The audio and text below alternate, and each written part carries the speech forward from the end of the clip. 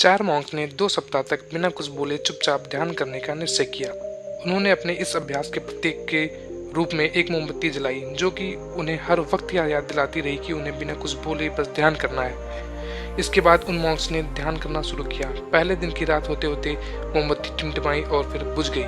यह देखते ही पहले मॉन्क ने कहा, अरे नहीं, यह मोमबत्ती तो बुझ गई। दूसरे मॉन्क ने कहा, हमें बात नहीं करनी चाहिए, हमने कुछ भी न बोलने की कसम खाई थी। तीसरे मॉन्क ने कहा, तुम दोनों को बोलने की क्या जरूरत थी। चौथा मॉन्क हंसा और बोला, हा हा हा, मैं अकेला ही जिसने बात नहीं की। दोस्तों, उस दिन सभी की बोलने के अपने अपने अलग अलग कारण थे, लेकिन चारों में से प्रत्येक ने बिना कुछ सोचे ही तुरंत ही अपने विचार रख दिए। उनमें से किसी ने भी स्थिति को सुधारने का प्रयास नहीं किया। उसी आश्रम में उन चारों के अलावा एक बूढ़ा बुद्धिमान मॉन्क भी था।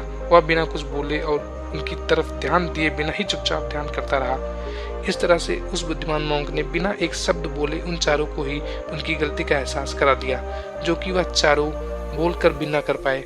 बिना सोचे समझे और जरूरत से अधिक बोलने पर हमें खुद ही लोगों के सामने शर्मिंदा होना पड़ता है।